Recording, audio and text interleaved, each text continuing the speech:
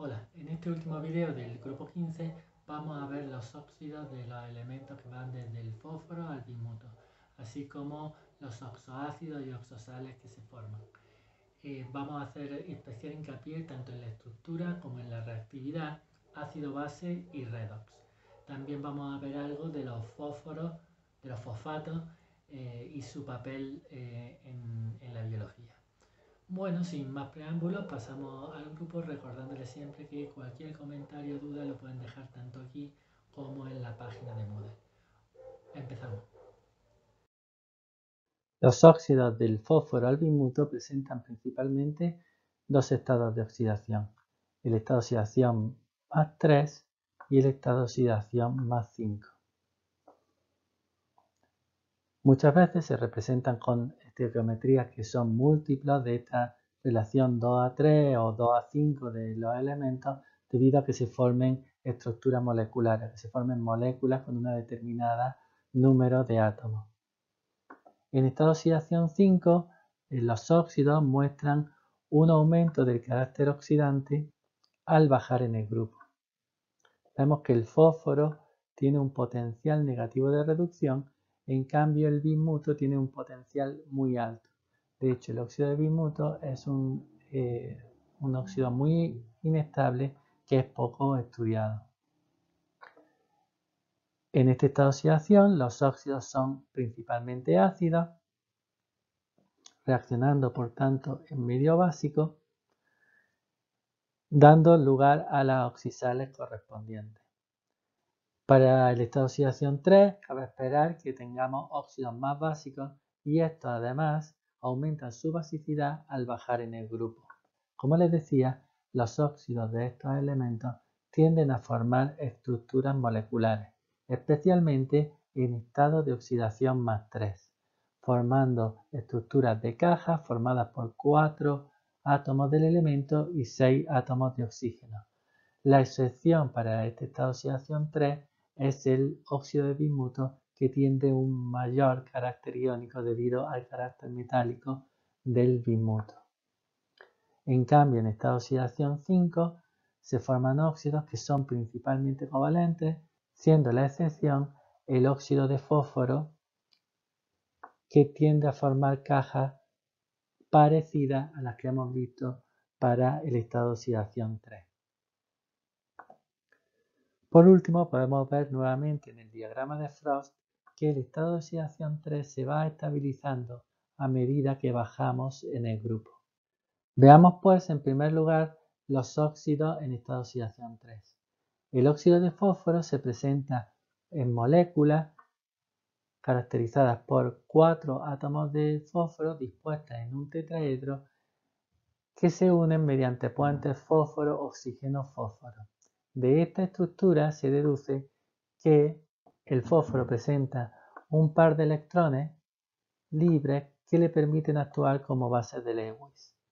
Este óxido se obtiene mediante combustión del fósforo en deficiencia de oxígeno, es decir, en un caso en el que el oxígeno actúa como reactivo limitante.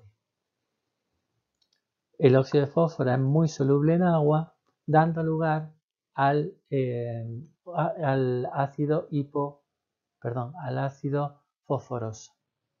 Por otra parte, la acidez de este óxido de fósforo se ve disminuida conforme bajamos en el grupo.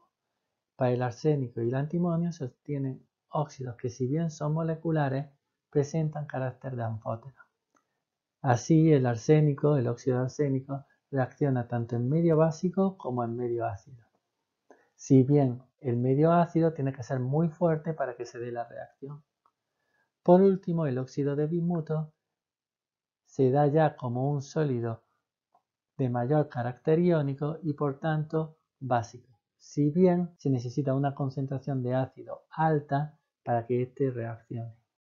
Por su parte, los óxidos en estado de oxidación 5 tienen mayor tendencia a formar óxidos covalentes, como en el caso del arsénico o del antimonio, que a formar óxidos moleculares. Este último caso es el del fósforo, que forma moléculas parecidas a las del óxido en estado de oxidación 3, solo que en cada uno de los fósforos se sitúa un oxígeno extra unido mediante un doble enlace.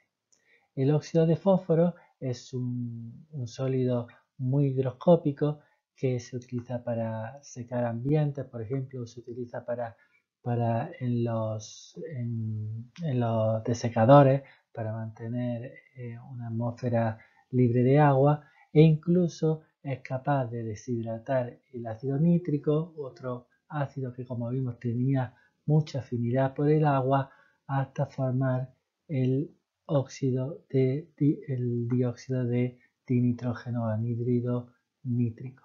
Este estado de oxidación disminuye su estabilidad al bajar en el grupo. Esto es especialmente importante para el bismuto por el efecto del par inerte.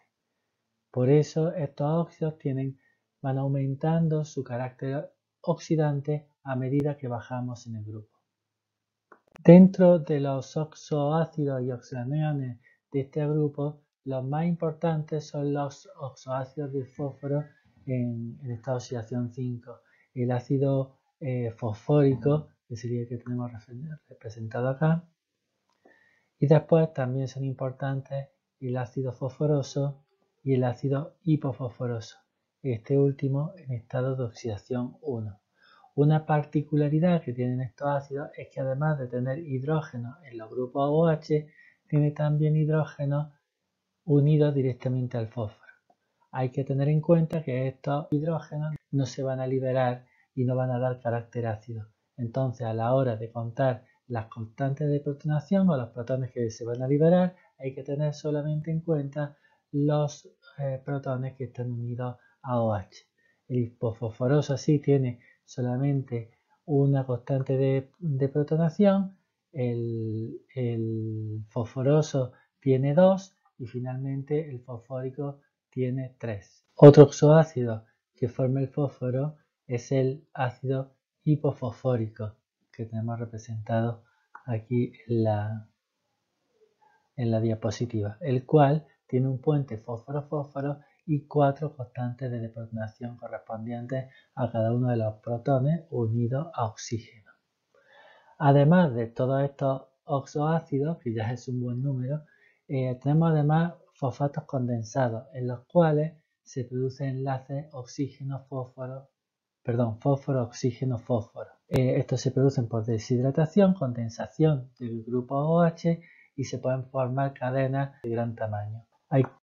Si bien los oxoácidos de fósforo no pueden ser clasificados como oxoácidos fuertes, como ácidos fuertes, ya que no se deprotonan completamente, sí presentan una alta constante de acidez. Podemos ver en la figura cómo los pKa son bastante bajos y van aumentando con las sucesivas deprotonaciones.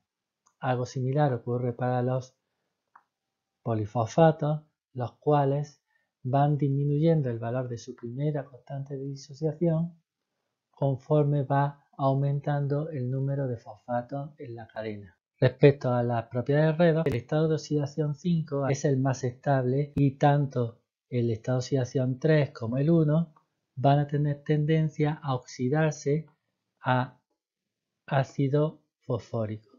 Lo mismo va a ocurrir incluso con más tendencia, con más fuerza, va a ocurrir en medio básico, donde los potenciales de oxidación van a ser todavía mayores. Conforme vayamos bajando en el grupo, vamos a ver que los estados de oxidación más altos se van a ver desestabilizados y esta tendencia de ir hacia los estados de oxidación más altos se va a revertir. El principal oxoanión del fósforo, el fosfato, está presente en muchos compuestos bioinorgánicos además. Así, está presente en la estructura de la hidroxiapatita, un sólido inorgánico que forma parte de la estructura del hueso, dándole resistencia. Por otra parte, también está muy presente en la estructura de los ácidos nucleicos, formando así parte del ADN y del ARN. Conforme vamos bajando en el grupo, podemos observar una disminución en la estabilidad de los estados de oxidación más altos, así como una menor estabilidad de los oxoácidos frente a los oxoaniones. Para el arseniato sí se obtienen tanto los oxoácidos como los oxoaniones. En particular, el oxoanión arseniato es muy parecido al fosfato, lo que es la base de su alta toxicidad. Este anión, al ser tan parecido al fosfato, puede atravesar la membrana celular a través de los mismos canales por los que la célula incorpora fosfato. Por el contrario, el antimonio presenta oxoácidos muy inestables. Y principalmente lo que se obtienen son los aniones tetrahidroxoantimoniato y hexahidroxoantimoniato, que en vez de las formas oxoácidas que ya habíamos visto para fosfato o arsénico. Por último, el bismuto, al tener un carácter metálico más marcado, presenta una baja estabilidad tanto de oxoácidos como de oxoaniones, especialmente en estado de oxidación 5. La estabilidad de los oxoaniones con respecto a los oxoácidos se ve reflejada en los diagramas de Latimer. Vemos así que los estados de oxidación más 5 tienen tendencia a reducirse en medio ácido. En cambio, los oxoaniones sí son más estables. Hay una mayor tendencia a la oxidación de las especies con menor estado de oxidación para obtener el estado de oxidación más alto. Obviamente la excepción a todo esto es el bismuto, que en cualquier medio siempre va a tener una baja tendencia a obtener los estados de oxidación más altos, debido precisamente al carácter metálico de este elemento. Bueno, con esto terminamos ya el grupo 15. En este último video hemos podido ver los óxidos y creo que es una buena oportunidad para que detecten las tendencias que se producen al bajar en el grupo. Es muy importante siempre la variación del carácter metálico de los elementos y también los estados de oxidación en los que se presentan. Con esas dos herramientas podemos racionalizar, por ejemplo, el tipo de enlace que se produce, la reactividad ácido-base o también la redox, ¿no? Bueno, este es el último video del grupo 15, el próximo ya será del grupo 16. Hasta entonces, un saludo.